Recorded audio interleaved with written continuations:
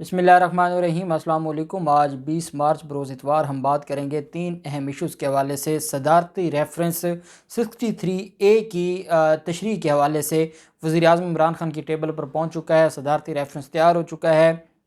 सदारती reference की तैयारी ने अपोजिशन और ज़मीर फ़रोशों के लिए ख़तरे की घंटी बजा दी है। उसकी तफसील मैं आपके साथ शेयर करूंगा। साथ हम बात करेंगे अपोजिशन ने भी सुप्रीम कोर्ट जाने का ऐलान कर दिया है और अपोजिशन भी चाहती है कि वो सुप्रीम कोर्ट जाए। वो क्या मामला है उसके ऊपर भी हम बात करेंगे। जो सीनियर कानूनदान हैं एतजाज़ अहसन साहब 63A की तशरीह जो उन्होंने की है वो भी मैं आपके साथ शेयर करूँगा। और साथ हम ये भी मामला देखेंगे कि जो कहा यह जा रहा है कि मखसूस नशिस्तों पर जिन लोगों को जो लोग मखसूस नशिस्तों पर MNA बने थे और पाकिस्तान तहरीक इंसाफ ने जिनको मखसूस नशिस्तों पर मौका दिया था और उनको MNA बनाया था, उनको हुकूमत और पार्टी किसी भी वक्त डिसीट कर सकती है और उनकी जगह नए लोगों को मुंतखब कर सकती है, जिसकी वजह से नंबर पूरे हो सकते हैं। ये भी एक अहम मामला है, उसके ऊपर भी हम बात करेंगे। पहले मैं आपको बताता चलूँ कि जो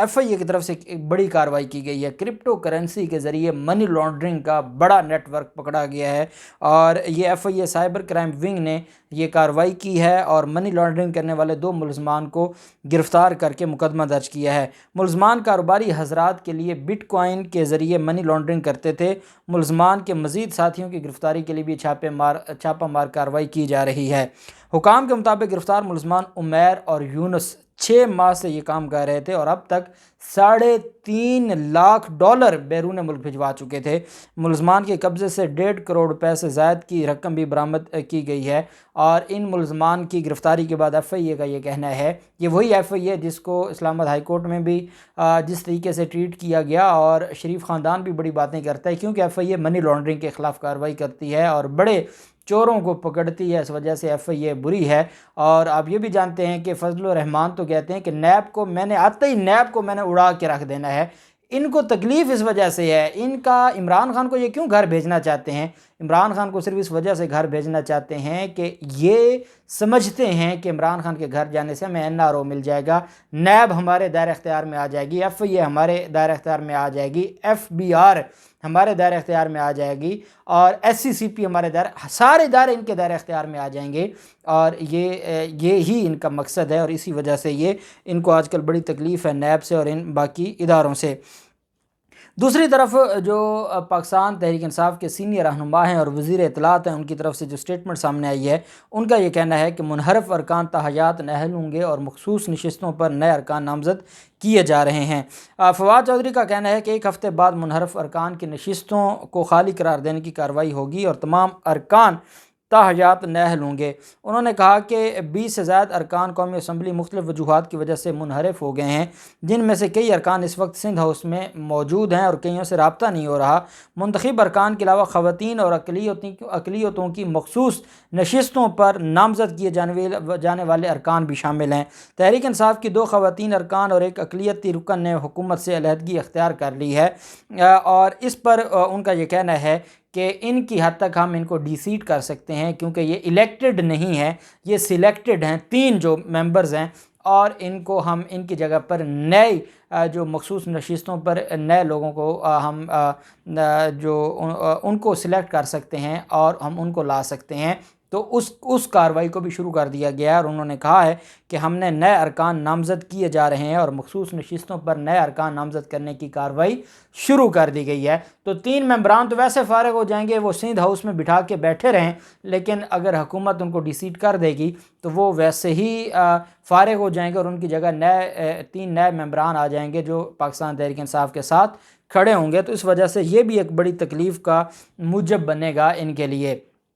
आज एक अहम इजलास हुआ और ये अख्तर मेंगल की रिहाइश गाह पर इजलास हुआ। उसमें पाकिस्तान मुस्लिम लीग नून की क़यादत, अयाज सादिक और आज़म नज़ीर तारड़ साहब और बाकी लोग मौजूद थे। फ़ारूक अचनाइक साहब और शीरी रहमान और बाकी लोग वहाँ पर मौजूद थे। पाकिस्तान पीपल्स पार्टी की तरफ से सेनेटर कामरान मुर्तज़ा साहब जो कि सीनियर एडवोकेट भी हैं और जमीयत उलमा इस्लाम फ़े को रिप्रेजेंट करते हैं, वो भी वहाँ पर मौजूद थे। और आज अपोजिशन ने इस वजह से ये इकट्ठ किया था कि जो इजलास नहीं बुलाया गया, और ये इजलास किसकी तरफ से नहीं बुलाया गया, स्पीकर की तरफ से, 21 مارچ کو جو اجلاس بلانا تھا اس کی بجائے 25 مارچ کو جو اجلاس بلایا جا رہا ہے۔ بلاول زرداری نے الگ سے یہ کہا تھا کہ میں سپریم کورٹ جا رہا ہوں، اور ذرائع یہ کہتے ہیں کہ اپوزیشن نے درخواست تیار کر لی ہے اور کل یہ درخواست سپریم کورٹ آف پاکستان میں دائر کی جائے گی، اور اس درخواست میں یہ کہا گیا ہے کہ آئین کہتا ہے کہ جب تحریک عدم اعتماد آئے گی تو 14 دن کے اندر اندر اجلاس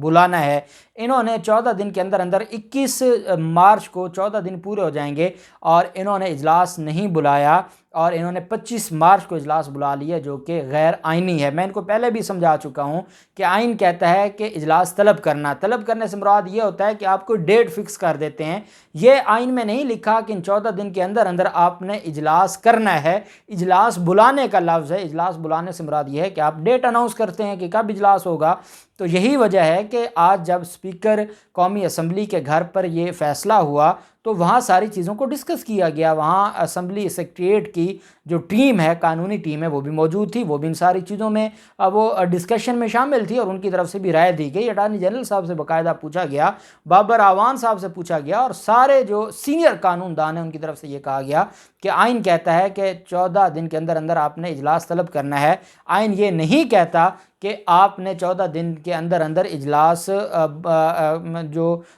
اجلاس کی کارروائی شروع کرنی ہے یا اجلاس آپ نے کرنا ہے، یہ آئین نہیں کہتا۔ بہرحال اپوزیشن نے آج اختر جو مینگل کی رہائش گاہ ہے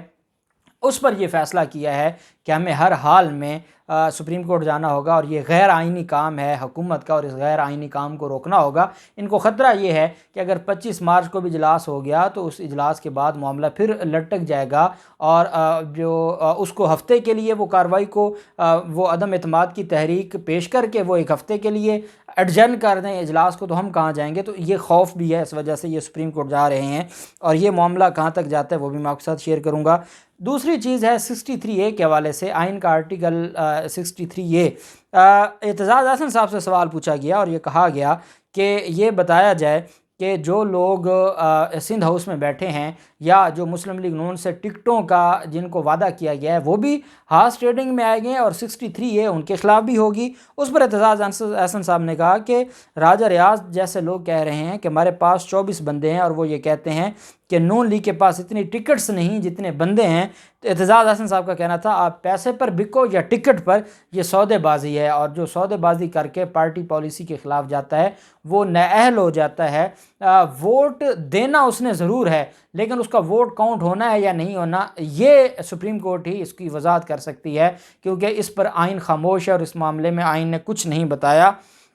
کیونکہ اس وجہ سے ہی صدارتی ریفرنس جا رہا ہے، اور اسی وجہ سے یہ معاملہ آئین کی جو تشریح ہے اس کے لیے سامنے لایا گیا ہے۔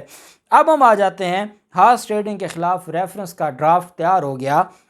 اور وزیر اعظم عمران خان کو موصول ہو گیا ہے، اور وزیر اعظم عمران خان اس کو